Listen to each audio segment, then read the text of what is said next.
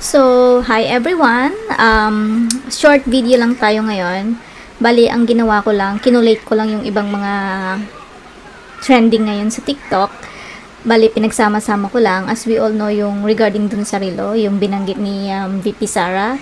So, ito muna yung unahin natin and then we're gonna recap kung ano yung mga iba't ibang mga nangyari these past few days or after nung press conference ni VP Sara. And then, nagsisingit-singit lang ako ng mga clip na nakita ko na hindi naman nakakatawa, pero alam mo, meron siyang lesson or parang kahit ilang beses mo siyang balik-balikan, talagang makikita mo na ito ang tatak Duterte.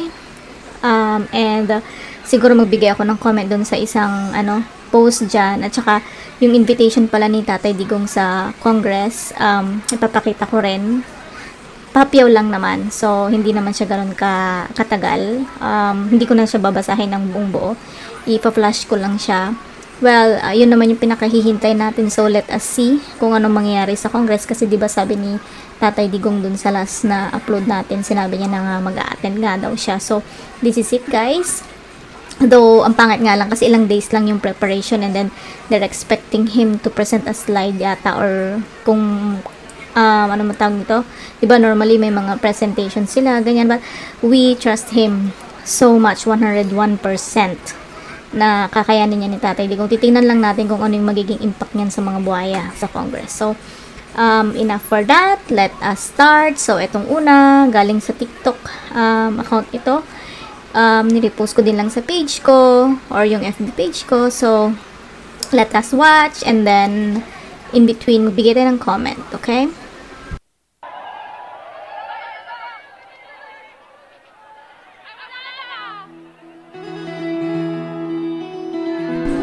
I remember, ito yung ceremony yata sa mga PMAer. So, parang ano yata yan nagiging tradition nila or parang may nagsabi kasi doon sa Facebook na yan, yung normally parang yun nga yung mga magsasabi sila na hihingin yung relo or something like that. Tignan nyo kung gaano ka babang loob ni Pangulong Duterte.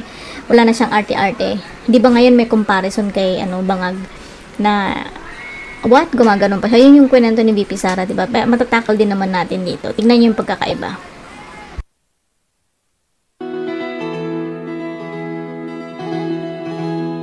Ikaw, Pangulo, para sa pagbabago, sa wanang bayan ko, sa magnanakaw na narako.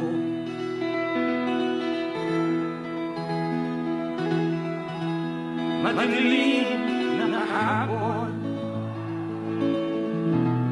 So, meron isang graduate. So, eto na yung kwento ni VP Sara. Mr. President, can I have your watch as a graduation gift?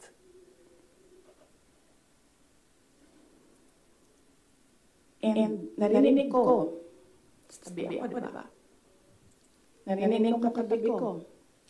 Narinig nung katabi ng katabi ko. But apparently, this guy, di niya alam kung ano yung sasagot niya. So, ang ginawa niya, pinaulit niya sa bata. What did you say? So, this time, syempre bata, hindi niya alam ba sa So, makasingit lang saglit. Kasi may mga nabasa ako sa TikTok or basta parang meron akong na-open na parang live nila or something like that. Sinasabi nila na ano daw nangyari kay VP, na parang daw siya, nawawala na daw siya sa wisyo or parang ganon. In short, parang sinasabi nila na ano na bang nangyayari sa kanya, na syempre yung mga yun kasi, yung mga nagko-comment or yung mga nagla-live kasi na yun, halata mo na anti-Duterte sila. Kasi sinasabi ba naman nila, ang tatanga nila, sinasabi ba naman nila na kapag ka daw tatakbo na daw maglalaban daw si VP Sara at saka si Risa, si Virus, mananalo daw si Virus as president. Mga tanga nga, yung alam mo yung nakakahiya kasi yung iba na kasama ko pa dito sa bansa kung nasaan ako. Parang ang bobopols na, hello, saan nyo naman kinuha yung idea na manalo? Parang 8 ata sila or something. Yun sa TikTok kasi 'di ba may mga live doon. Nakakaloka lang, nakakatawa lang yung mga comment nila na wala silang mga argument. Yung parang ad hominem lang sila. Yung parang tinitira lang nila lagi si BP, yung parang personality niya. Pero sa totoo lang, wala naman silang walang sustansya kumbaga yung argument nila. So yun, tuloy natin, na-share ko lang.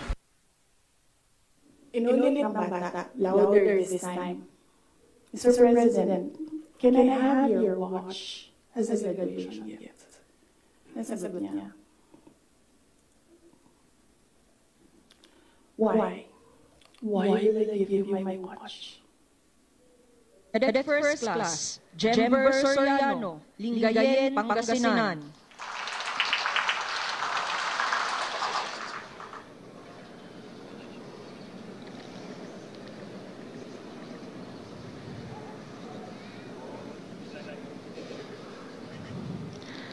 So, ayan o guys, nakita nyo kung yung reaction niya. Tapos parang, di ba parang ayaw pang bitawan ni VP yung envelope pa yun. Or yung parang, siguro diploma nila, parang gano'n, di ba nakalagay siya sa cardboard. So, nakita mo yung reaction niya, parang, bato, parang iengot-engot. So, nakita din natin yung face ni VP Sara na parang umirap siya. Pero, hindi masyadong na-focus, pero alam na natin, di ba yun yan, kunento nga niya. So, makikita mo talaga yung pagkakaiba ng bangag, at saka si Tatay Digong. So, di ba? Alam na this, di ba?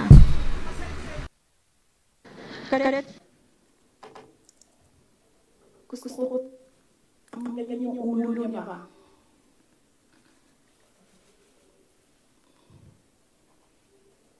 Na itong dalawang katabi ko, tumawa pa. Pinagtawanan pa nila yung bata. Imagine myself tapping his head. Gusto ko, ganun din ang gusto ko gawin doon sa mga katabi ko. Gusto ko sabihin sa kanya, bago ko tanggalin ang ulo mo, yung batang yan yung magpapakamatay para sa bayan natin. Nag-aaral yan ang 4 na taon, naghihirap yan. Ang 4 na taon, walang tulog araw-araw para matraining kasi mamamatay yan para sa bayan natin. Yan yung batang yan, ang maputulan ng daliri diyan sa fiasco ninyo sa West Philippine Sea. And then, I'll keep saying. So, yung next natin na video clip, ito yung isa pa natin binigyan ni Tatay Digong ng relo before. So, let's watch. May honor ba tayo? Lakasan mo, may honor ba tayo? O sino nang nag-birthday ngayon?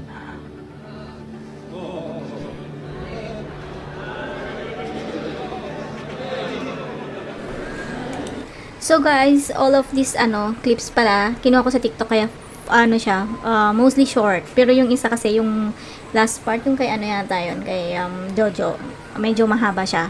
Pero most of it, TikTok siya, kaya ang bilis-bilis lang matapos. Pero kasi clips lang siya.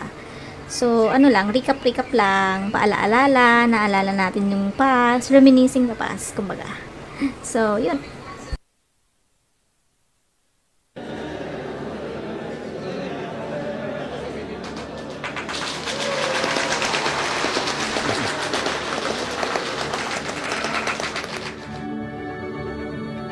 Maaaring sa iba ito parang maliit na bagay lamang. Ngunit sa nakatanggap ng relo ay malaking bagay sa kanya. Madadala niya hanggang pagtanda niya, isang alaala na minsan isang panahon, isang pamuno ng bansa binigyan ng relo. Oo, relo lang sa iba. Ngunit ang paglaanan ka ng oras ng isang presidente ay isang malaking pribilehiyo. Yes, tama naman yung sinasabi niya dito, 'di ba, yung nagsasalita. Totoo naman. It's not yung material na binigay. Yung pabibigyan na lang sa'yo ng oras ni FPRD, ng isang Pangulo, it's a big thing. Kumbaga, yun yung very important doon. Kumbaga, plus na lang yun, yung binigay niyang material thing, di ba? So, tsaka yung sa kanya, hindi na kailangan na nahihirapan ka pa namang hingi, hindi kagaya ni Bangag, di ba? So, alam naman natin siguro yung relo na hinihingi doon kay anong tawag nito, kay Bangag is worth like billion siguro or million, but pwede naman siyang magbigay ng kunwari, hindi nga, sabihin na lang niya na, okay, sige, lahat kayong graduates, bigyan ko kayo ng isang relo, let's say, worth 2,000, 5,000, that's it, or mga G-Shock, mga ganon, or kahit Swatch na lang parang ganon, hindi yung, parang, ang ginawa niya kasi talaga, napahiya talaga yung, yung sundalo, diba? Sa sinumang tao, ito ay isang alalalang hindi kayang tubasan ng pera.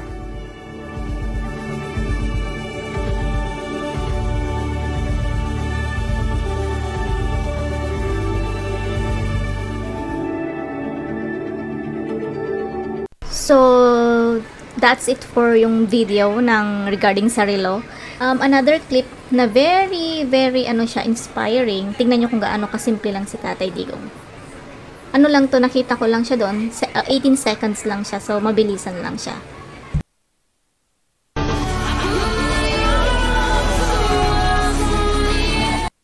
Meron siyang song, guys. Pwede bang tanggalin ko yung sound kasi baka copyright. So, tanggalin ko na lang. I-mute ko siya. So, yun. Magsasalita na lang ako. Merong bumisita sa kanya. Tapos, ganun, nakita nyo, gabing-gabi na. Nakapajama na yata siya.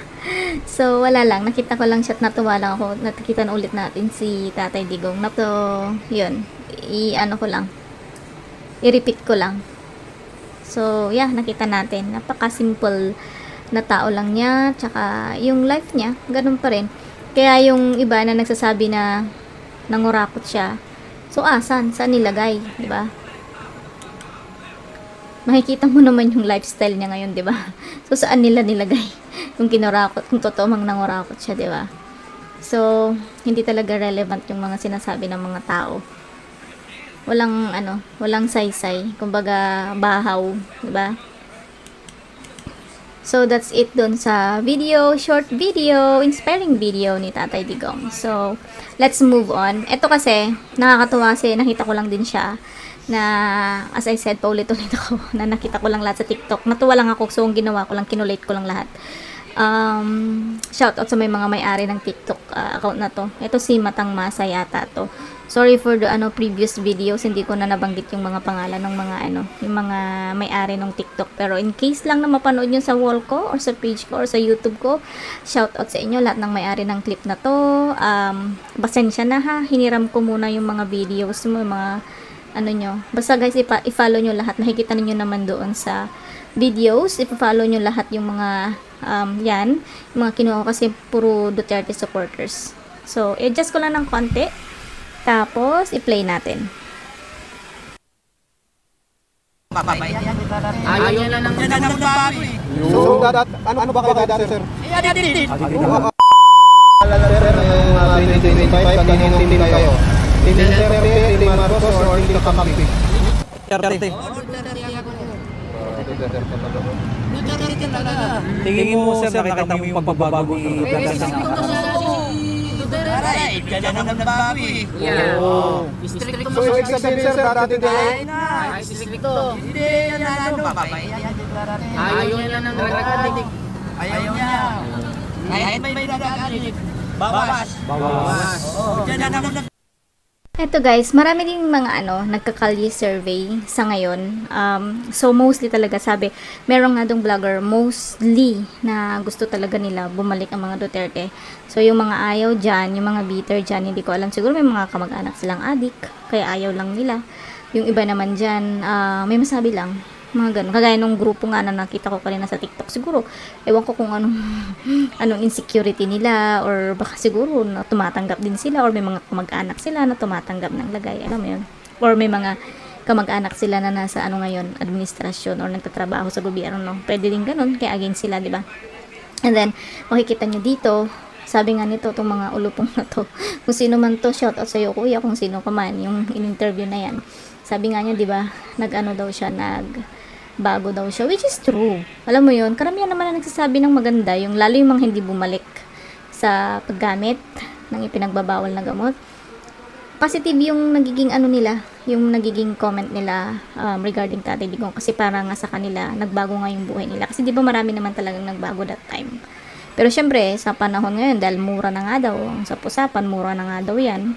So, marami na namang bumalik. Kasi nga, sino ba naman ang hindi babalik, hindi matitemp, yung leader nga nila di ba, gumagamit. So, what do you expect, di ba? Pinagdaanan na nila yan, syempre, marami na naman ulit sila, di ba? So, yun. So, ano ba kayo dati, sir? Din kayo dati, sir. So, ang laki talaga ang pagbabago na ito. Bakit siya? Nakakata ko. Darating na lang ako. Pero yan siya siyang Hindi ko inaano ni Mubarak.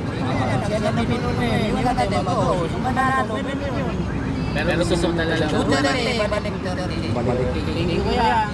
Thank you, sir. Sige, sir. Dating adi si Sir pero bago ng Duterte. Dating adi si Sir pero bago ng Duterte. So, that's it for that video. So, eto, hindi, yung sinabi nga niya ni Kuya, diba, dati siyang addict, tas nag-ano nga lang siya, bumalik na nga daw sa maganda yung buhay niya. Naging maayos na daw siya, diba? So, yun. So, eto, next naman, ito ano lang siya, post lang. Anong post? Post lang siya sa TikTok. TikTok pa rin, for sure, diba? TikTok nga Ano kayo magiging title natin dito? Puro TikTok lang na clip. Sorry, nakukuha yung aking upuan. Tanggalin natin yung nakalagay dyan. So, eto, nakalagay naman, saludo tayo dito kay, kay General Eleazar. So, babasahin ko na lang yung caption ng shout out kung kanino naman yung may-ari ng TikTok na to. Once again, so sinabi niya dito, never manaig ang kasamaan sa kabutihan. Sinabi niya dito yung nag-post na, thank you po General Eleazar sa pagdepensa kay Tatay Digong, kasi ito yata regarding pa rin dun sa nililitis nila na war on drugs or EJK sa sa Kongreso, yung mga tuwadcom na yan. Sabi niya dito, kahit ano na lang paraan ginagawa ni Tambaloslos ang hudas ng Kongreso na siraan ng mga Duterte, pero may mga tao talagang magsasalita para kay PRRD. Salamat, dating General Guillermo Eleazar. So, ito kasi, dinagdagan ko na lang yung apelido niya. Pero nilagay lang niya dyan, General Guillermo. So, which is true, diba? Kung ano lang paninira. Hindi talaga sila mag-i-stop So, yun lang, a brief lang doon, information. So, let's move on. So, ito, very controversial siya sa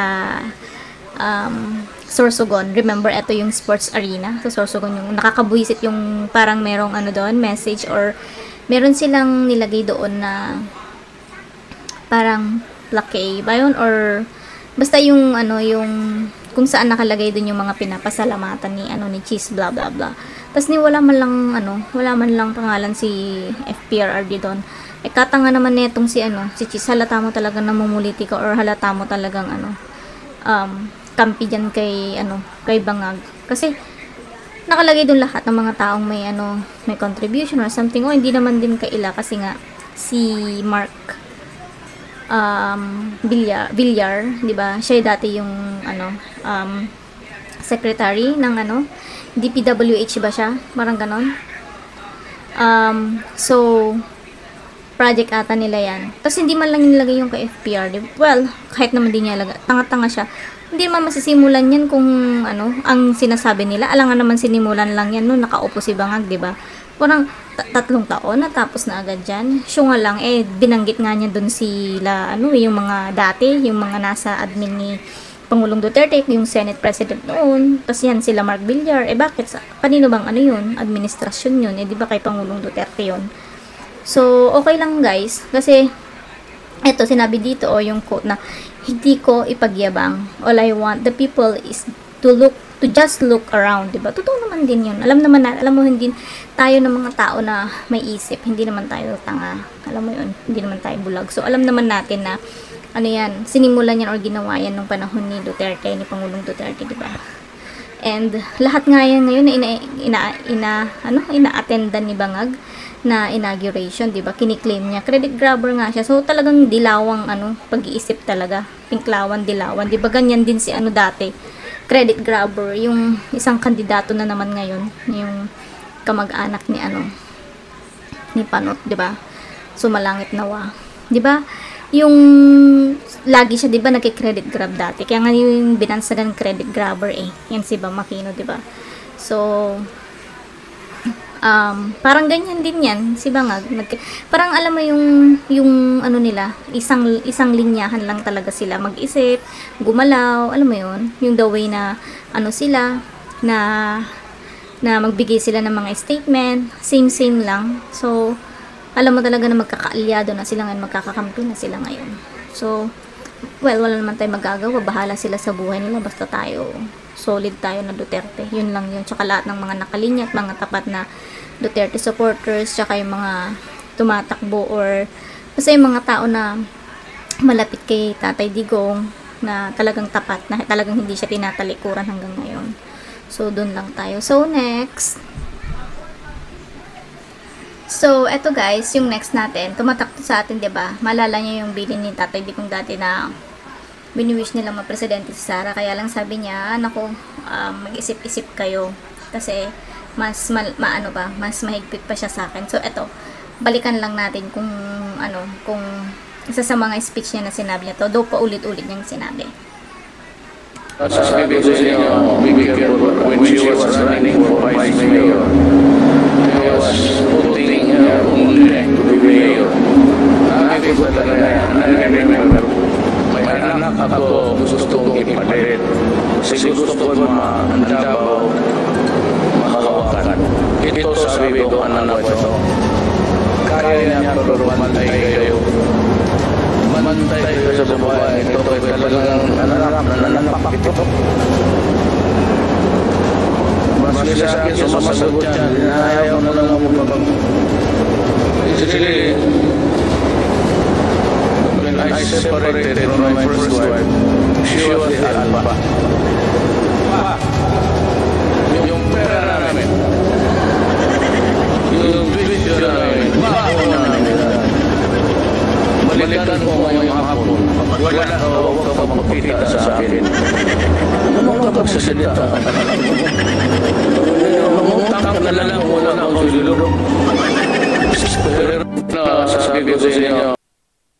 So, yun guys, very short clip lang siya. So, yan nga, yung bilin ni Tatay Digong, remember that one? So, yeah, ngayon, sinusubukan nila, diba? Alam naman natin na pinipilit talaga siyang kalabanin. Sorry, nabulolan naman ako. So, diba pinipilit nilang kalabanin ngayon?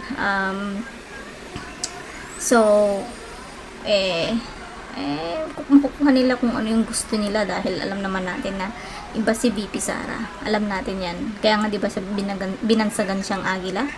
So let us wait kung paano talaga siya. Actually nag-uumpisa na. Ang may kasalanan kasi niyan sila. Inumpisahan nila si VP o yan tuloy. Diba? O tuloy-tuloy na yan. Hindi na yan mag-i-stop. Diba? Marami pa siyang mga pasabog. So itong mga tanga-tanga naman ng mga supporter ng kaliwa.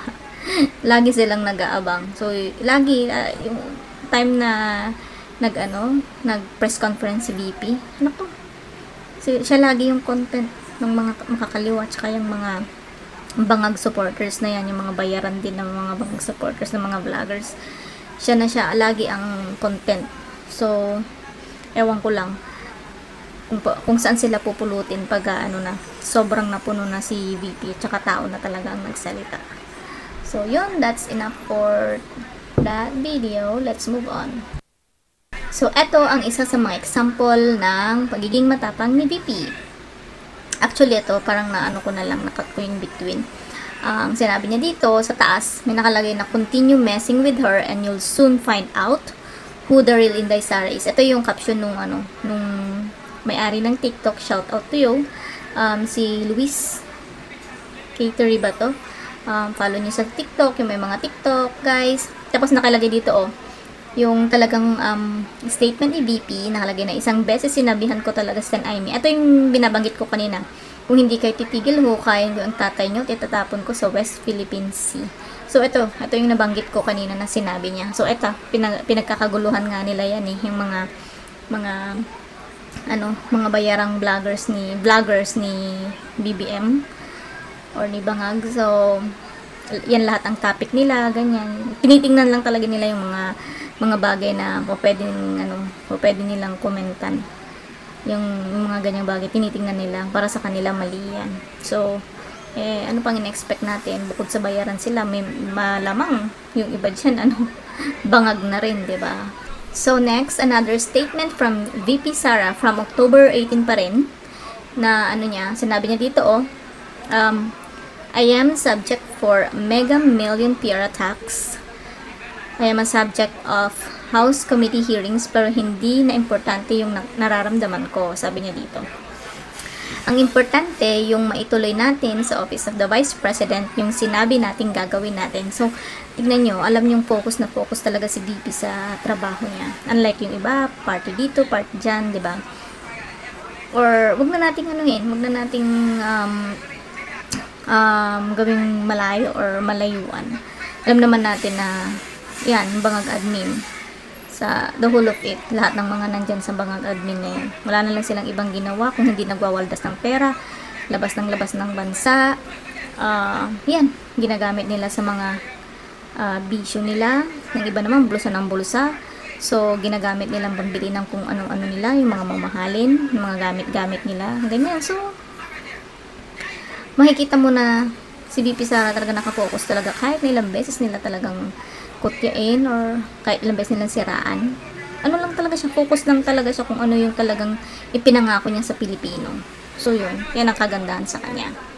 So etong next na 18 seconds na video. Tignan natin kung gaano kasimple si VP Sara. Anong VP? VP Sara.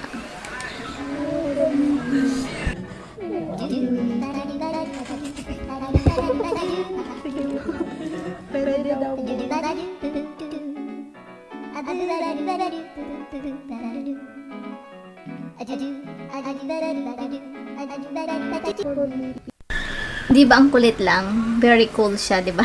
So, yun, nakakatuwa lang. Nakita ko lang din. So, I just shared it.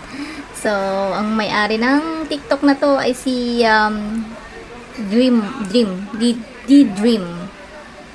0911. So, shout out sa'yo sa may-ari nito. So, thank you for the clip. Next. So, itong next natin, post lang sa Facebook. Tignan nyo lang yung outfit niya, napakasimple. Tapos, ay naku, ito yung ginaya ng boyfriend ni Ivana. So, na si Dan. So, nakita nyo to yung clip. Sabi dito, kinuha ko lang siya sa re-repost ko lang from Gikan sa Masa na page or sa SMNI. Thank you so much. Nakalagay dito, VP Sara, bumisita sa Barangay Baclaran para mamasyal, mag-food trip at magsimba. So, kinuha siya yung photo, courtesy kay Almera Ibrahim. So, yun. Ito yun. Tapos, may mga short video na ipapakita ako. So, meron ako ditong i-mute na isa. Or, siguro hindi ko na lang i-mute. Sana hindi makapiright. Kasi, may song si Andrew E. dito eh. So, eto. Let's watch, guys. Si Moms. Meron na yan. Ay, sorry, shout out pala sa may-ari nito si Mansana 76 sa TikTok. Shout out sa'yo. Pahiram po muna ng video ninyo. Madam Bibi. Si Wai, hindi Sara.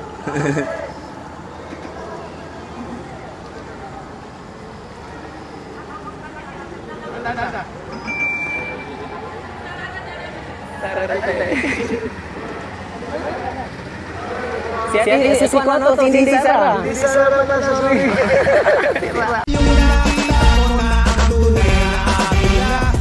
Ito pala guys, yung may kanta. Pasensya na, saan hindi tayo makapiright. So ito pala, shout out sa may-ari ng TikTok na si Voice of Filipino. Salamat po sa TikTok account niya, paki-follow po. Salamat po sa clip. Saan hindi tayo makapiright ni Andrew. Sa buong Pilipinas ay aking ipapakilala. Pero na Inday Sara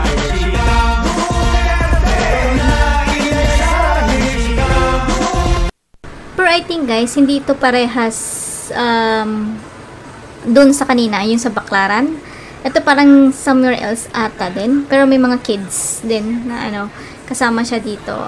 Kasi nakita ko, napansin ko lang yung damit niya. Though I might be wrong kung same day. Pero ito kasi nakita ko lang sa TikTok. It might be in a different day. Pero same thing din. Pumunta si VP sa ano, sa mga areas na parang hindi kayang puntahan. I can say nila bangag, 'di ba? Ito talaga kasi alam natin na talaga sila, makabayan talaga. So alam natin na mahal nila ang Pilipinas at saka napakasimple. Ito lang yung pagpapatunay na hindi talaga sila plastic, hindi sila nagpapakitang tao. Talaga sila, very down to earth sila, 'di ba? Kaya kahit siguro 'to maging presidente, hindi rin to kagaya kila bangag kasi remember, si Pangulong Duterte dati, pumupunta pa rin naman siya sa mga ganyan. Mga areas na hindi madalas pinupuntahan ng mga nakaupo. Yung mga mayayamang nakaupo na hindi mo maintindihan kung yung yaman ba nila yaman talaga nila o yaman dahil nagnakaw. Diba? So, nagtatanong lang po. So, yun, tuloy natin.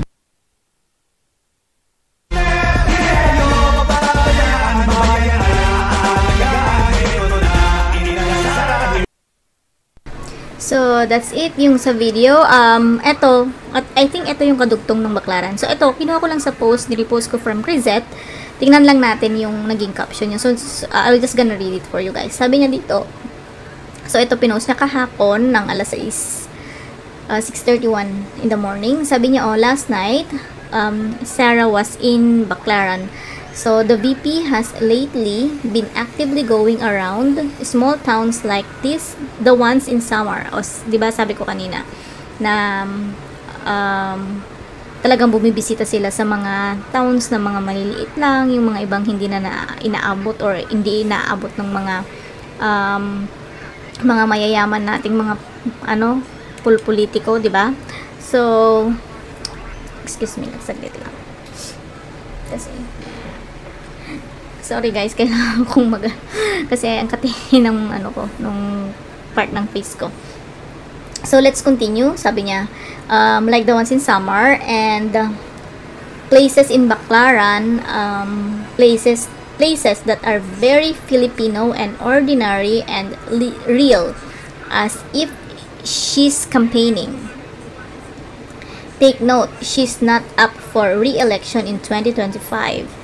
She's VP till 2028. When she was in DepEd, it was to check last mile schools or far-flung barrios. Now that she's just VP, she has to touch base with Filipinos to deliver OVP services. But I have a theory. Apart from those reasons, I suspect Sarah's doing this because in light of the open parenthesis, she's wrong. It's not millions, close parenthesis, multi-billion peso funded attacks against the Dutertes.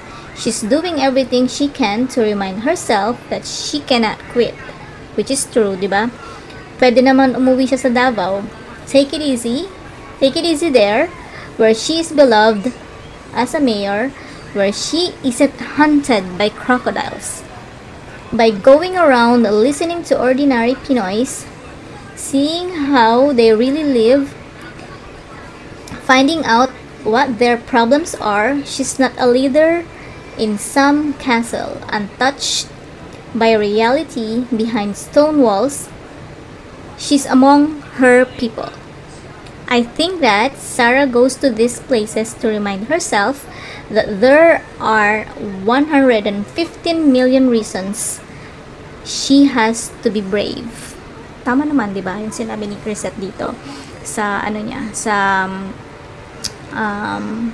kinaption na niya kasi yan yung picture na yan, which is true naman, 'di ba? Kung ako din naman, siguro yung iniisip na lang ni Sarah, kaya mo na lang, kaya naman din talaga ni Sarah yung mga buhaya na yan.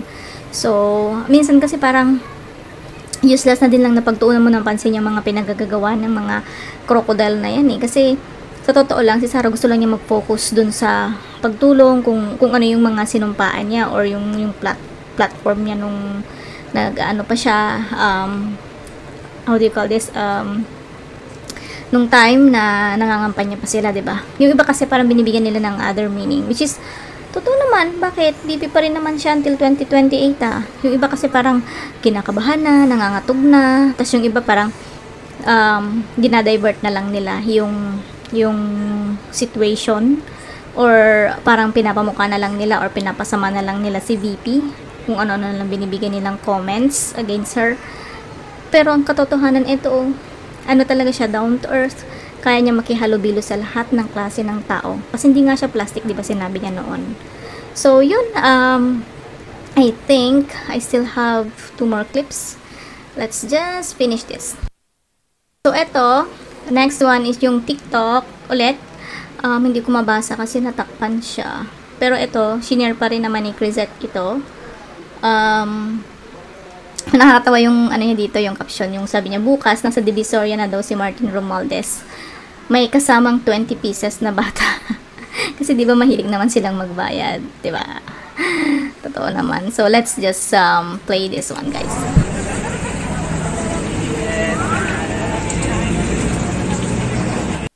Shoutout pala, yung may-ari ng TikTok is si Pag-ibig 314. Shoutout to you. Pahiram muna na po ng video ninyo. Thank you.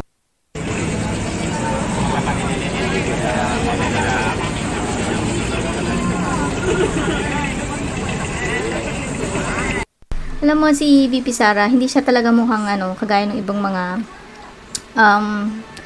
officials na ngarag na. Siya hindi talaga. Ang ganda-ganda pa rin talaga niya, kahit walang makeup. Yung napakasimple lang talaga niya. Pero makikita mo kasi talaga na kahit yung kutis niya, makinis pa rin, di ba? Tapos yung kulay niya, parang hindi siya nangingitim, no? So, yun. So, that's it guys for the TikTok. Next one, ito yung letter na sinasabi ko sa inyo, na invitation ng mga buhaya kay Pangulong Duterte. Sabi nga nila, di ba, inimbitahan nila sa October 22. I won't be reading it anymore to you guys, kasi makikita nyo naman to, nakapost din sa Facebook to, kumakalat din. Basta nilagay lang dito, ang date nung hearing, 22, so October 22, 9:30 morning, dun pa rin sa House of Representatives, dun sa nila, building nila, na ewan kung totoo yung mga nagiging comment ng iba na kapag daw nagmura siya, iko-contempt siya or something like that, which is, talaga ba? Ganun na kadesperado yung mga buhaya na yan. Si Abante yata daw nagsabi. Well, hindi ko rin sure guys. Ako'y lang, nabasa ko lang naman yon. So, nagtatanong lang naman, or ako ay kumbaga, nire-relay ko lang. Pero I don't think so naman siguro. Well, let us see kung kaya niyang gawin yon, di ba? So, antay-antay na lang tayo sa Martes, 'di ba? So, yan na. Kasi nga 'di ba sabi niya ni Pangulong Duterte, wala naman daw siyang imbitasyon. Sabi na iniimbitahan, wala naman, 'di ba? So, kaya siguro sila napilitan, pero ang niya, masaklap niyan, minamadali nila, 'di ba? Agad-agad sa Martes na. Tapos parang ina-expect nila na meron siyang what do you call this, slides or something like that. Basta may mga nagpo-post sa Facebook nagsabi ng ganun daw. Hindi ko naman sure. So, di umano daw ipapakontempt daw ni Abante. Well, hindi ko sure po, guys. Yun lang ay nabasa ko lang po sa But we will see. Like I said, we will see. So, yun. Pinakita ko lang saglit. And then, we will move on to our last clip. Medyo mahaba po ito. Pero, nakakatuwa kasi ito, guys. Gusto ko lang i-share and shout out to Jojo. Ito ni-repost nila sa TikTok. TikTok video ni Mindanao Separati. Shout out sa iyo. Pahiram muna ng video mo. Though ito meron na din sa sa mga video ni Jojo. Shout out din sa iyo, Jojo Di Guzman. Follow niyo po siya, nasa nasa YouTube din. Si Mindanao Separati sa TikTok. Pa-follow na lang po guys. So, pahiram po muna ng video. I-play natin. 10 minutes lang naman siya. Junior ang nagsabi, kasi imbestiga sa house meron daw reward system sa panahon ni PRRD. Pero mismong Solgen de Marcos ang nagsabi na wala naman daw. Pero bago tayo mapunta dyan kay Solgen, tignan na muna natin yung tinanong si Marcos Jr. about sa Solgen. Hindi niya...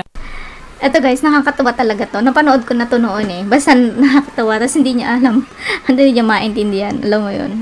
Doon talaga, doon talaga, yung iba, doon nag-conclude or doon na talaga sila nagsabi na, oh my, talaga siya, ngagba talaga siya. Kasi, yung hindi niya maintindihan, hindi ko alam kung ano. Kasi diba sabi nga, in-explain na nga yan ng mga experts, yung mga medical experts, na pagka nga na gumagamit ka, meron kang ganitong mayroon kang ganitong personality or yung the way na mag-isip ka, minsan talaga delayed, hindi mo talaga siya nakaka-capture agad-agad. So yun, tignan natin guys. Though, syempre hindi natin sure kung itong time na to ay nakagamit siya. Pero di ba sinasabi nga nila, hindi naman daw yan humaharap ng hindi nakagamit. Which is, hindi natin alam. So, yun lang sinasabi nila na, di umano, pag daw maharap yan, ay nakagamit daw ha. So, yung mga informant niya lang naman yung mga nagsasabi. Though, di ba very vocal si Maharlika before na sabihin lahat yung mga yan. So, ba't ano nangyari sa mic ko? Ginagalaw ko na naman.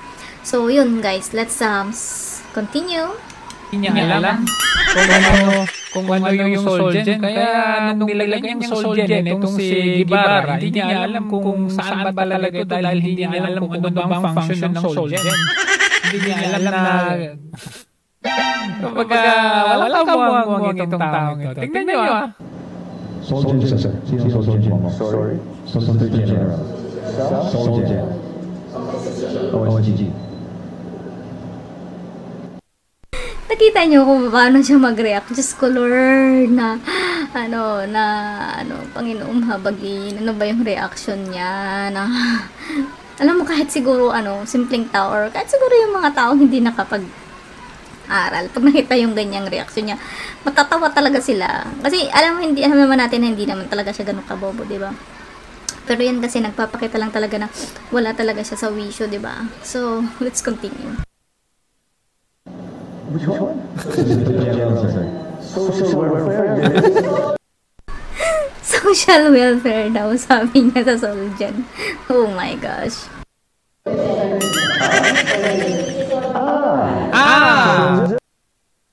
Sabi niya, yung reaction ni Jojo, Solgen. Ang dami mo sinulit, posibleng nabubungol ka lang. Ewan ko lang kung bingi ba siya o Pero, obvious, di ba? So, kayo na lang umusga, guys. Okay. Marami. Okay. Marami din. Marami.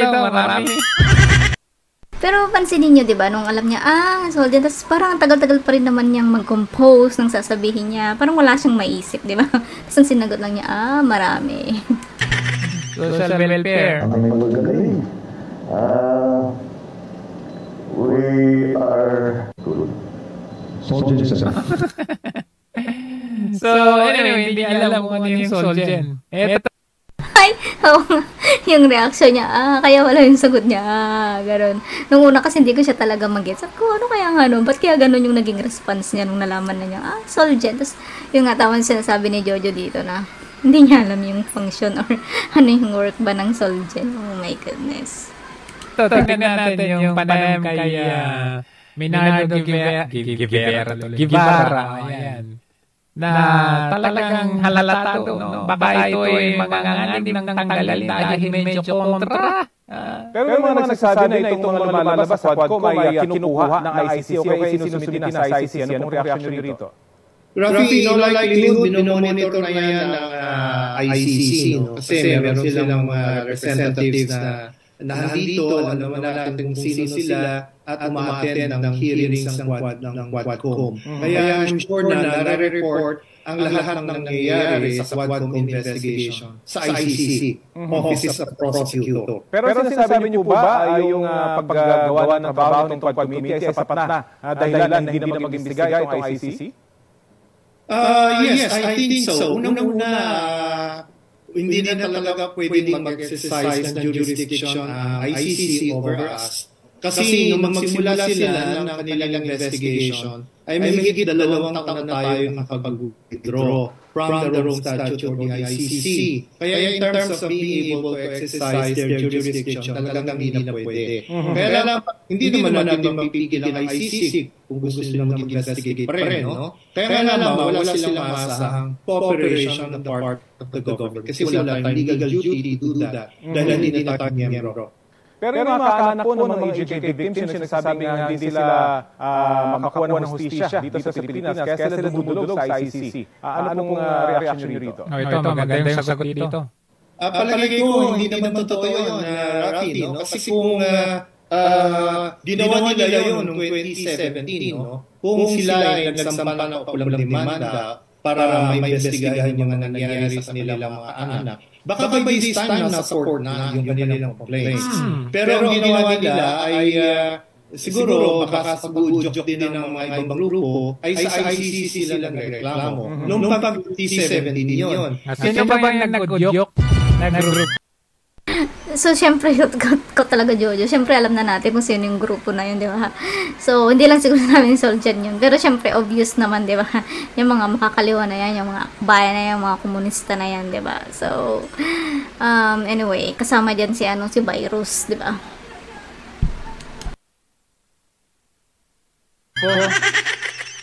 Sila Castro ba yan? Ilang Tiberos ba yan? Oo. Itong taon na nakakaraan, mula noong 2017, Rafi. At nasaan na investigation ng ICC. 7 years na nakararaan. Wala. Week pala yung ICC. Kasi instead na lumapit sa korte yung mga supposedly na mga biktima, nagpadikta sila kila Tiberos, kila Castro, ano nangyari? Wala pa rin nangyayari, no? So, matalang hindi nila ginawa yun. Meron nang nangyayari by this time. May mga nakarating na sa korte, meron mga namundik, di ba? Kunti pa lang. Pero yung proseso ng investigation at saka prosecution ay patuloy na nangyayari para doon mga ibang naakusahan din. Di ba, Rafi? Kayo po yung naging bahagi ng gabinete ni dating Pangulong Rodrigo Duterte bilang Justice Secretary. Meron ba kayong naririnig? Biglang pinasok ng gabinete ni Duterte. Napansin na gano'n yung tono ni Guevara. Pinasok na agad yun. Ikaw yung naging gabinete ni Duterte. Narinig sa reward system ng drug war? Reward system, ha? Ano ba kayong naririnig sa reward system ng drug war? Rafi, nung ako ay Justice Secretary, kami ay nag-initiate ng sarili naming investigation. Anong ginagawa nung Justice Secretary natin ngayon? Bakit ang pinatrabaho ninyo ay yung Quadcom? Hindi nila trabaho yan eh. Actually, nadulas nga itong si, bago tayo mapunta dyan, nadulas si... Actually, hindi nadulas eh. Talagang pag yun na talaga yung purpose mo, nahuhuli ka sa sarili mong gawa. Si Abante, kasi diba lagi nating sinasabi na itong ginagawa nila sa hearing na to ay hindi talaga in aid of legislation, kundi in aid of persecution. So kaya nadulas itong si Abante. Tignan niyo Ito, sinabi ni Abante dito. Ito, tinitin natin maigit kung ano pang mga legislation na dapat natin gawin tungkol dito. Sinabi ko na rin na perhaps the Quadcom committee is not only after legislation but also in aid of prosecution. We're now asking the NBI and the DOJ. So ngayon, gusto na nilang pasukin yung judiciary. Hindi na sila legislative, kundi judiciary na sila ngayon.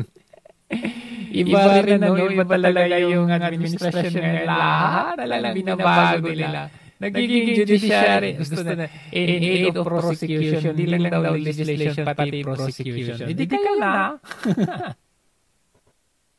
So, alam na these guys, 'di ba? So, yung mga ginagawa talaga nila, alam na natin o sino yung mga nagtatanggol sa kanila, yung mga makakaliwa. O yan, obvious na yung mga ginagawa nila. Sinasabi pa nila na hindi naman daw yan panggigipit sa mga Duterte, bla bla bla bla bla bla. O di ngayon, ano ngayon, yan na lumalabas na rin yung totoo unti-unti. Nadudulas din yung mga tao. Kasi syempre, yung mga yan, may script nga, nasabihan nga yung mga yan. So, kung tama yung sinabi ni Jojo, dagdagan ko lang. Sabi niya na, kung lagi-laging ginagawa, na nabubuking din or something na ganun. Which is true. Pagka may bagay kang ginagawa lagi-lagi, sa una hindi ka pa mahuhuli niyan eh. Pero may time yan, dahil akala mo, kampante ka na, mabubulaga ka na lang, di ba? Mabubuking at mabubuking ka. So yun, dagdag ko lang doon sa part na yun. Sa alleged abuses sa drug war, ang mga una namin tinignan ay yung mga insidente na nangyayari on the ground. Yung mga alleged lapses on the part of law enforcement agencies. Kaya naman hindi na kami nakarating doon sa mas malalim na investigasyon. Kasi inabutan na kami nagtatapos ng administrasyon ni Presidente Duterte. Kaya inaasahan namin na ang Department of Justice at ang ibang law enforcement agencies ay pagpapatuloy yung nasimulan namin investigasyon ng POI Justice Secretary. Ayun na nga eh. Bakit hindi ito ginagawa ng DOJ? Ng NBI o ng mga law enforcement agency natin. Bakit ang gumagawa nito yung legislative function or body? Nasaan kayo? Nasaan sila? Sabi ng mga lapses, yung mismong reward system. Narinig niyo po ba ito? So, Jojo, ako nang sasagot. sa tanong mo, sorry. Di ba? Syempre nga, isa lang kasi yung nila, linyahan nila, yung kumbaga, plano nila. So, lahat yan, kabit-kabit. Kaya, saan ba talaga sila, di ba? Hindi naman talaga nila ginagawa yung talagang trabaho, kung ano man yung yung tungkulin, kung saan man sila na departamento, di ba? Kasi nga, iba nga lang yung focus nila eh. Hello, yung mga paninira lang, ganyan. Kaya kahit anong gawin mo, kaya nga, diba, ayaw na nga sumagot ni BP. Pero, alam ni Jojo yan, lang siya, tawag nito, binibigyan lang yan ng puzzle o, kumbaga, binibigyan niyang mag-isip, binibigyan niya ng time mag-isip yung mga bayarang vlogger na yan o yung mga hanggang ngayon ay sarado pa rin ang pag-iisip at, saludo ako kay Jojo. Magaling kasi ito na vlogger eh. So, kaya lagi ko din itong inaabangan. DOJ mag-move forward para sabihin na mayroong talagang ganyang sistema. May mga sabi about it, pero walang aktual na testigo who came forward para sabihin na mayroong talagang ganyang sistema na initiated by people sa taas. Kaya masasabing may scheme talaga, no? Yun ay hindi namin nakita dahil wala namang testigo na lumitaw para mapatotoo o magsabi na meron ng ganang klaseng sistema ng rewards. Pero wala. Solgen pa yan, ha? Paglalabasan ng mga testigong ito, dapat bang DOJ mag-imbestiga na dito sa ito at huwag hintayin matapos itong report ng Quad Committee? Huwag na hintayin yung Quad Committee na yan. Sinasayang lang yung aircon na pera ng taong bahay sa mga kinakain nila dyan eh. Tama nga, Rafi. Hindi naman kailangan tapusin ng Quadcom yung kanila. Agoy! Baka matanggal ka dyan, Gibara. Baka matanggal ka dyan. Kasi alam mo yung Quadcom na yan. Ano yan eh? May game plan yan. Ano ka ba? Sasabihin mo, dapat itigil na yan. Investigation at magkamam ng report. Kasi minomonitor din naman yan ng DOJ, ng Ombudsman, at ng iba nating ahensya ng government. Kaya kung tingin nila, ay meron ng reasonable basis para mag-take over na sila in parallel para maimbestigahan yung mga lilitaw sa Quadcom investigation. Well, they have the right, the opportunity to conduct or to initiate their own investigation. Okay, sige po, maraming... Actually, this is an insult to the Department of Justice eh. Bakit yung gumagawa yung legislative body? Hindi mismo yung judiciary? Yung nagpapatubad ng batas? Ay, insulto yan sa kanila eh. Nagpaalam na itong si Rafi Pima kasi alam niya na medyo parang Duterte ata ito Salamat po sa binahagi niyo sa balitang tanghali. Maraming salamat, Rafi. Kahit nga tingnan natin sa comment, may comment nga dito Saan yun? Ayan. Mukhang may kinikilingan nito si Guevara, that is, he seems to favor Duterte. Your guess is as good as mine. So, there you go guys. Yun muna yung aking i-upload. Medyo mahaba na rin siya. So, I'll see you again. Yan po muna ngayon. Para sa Pilipinas nating mahal. Bye for now!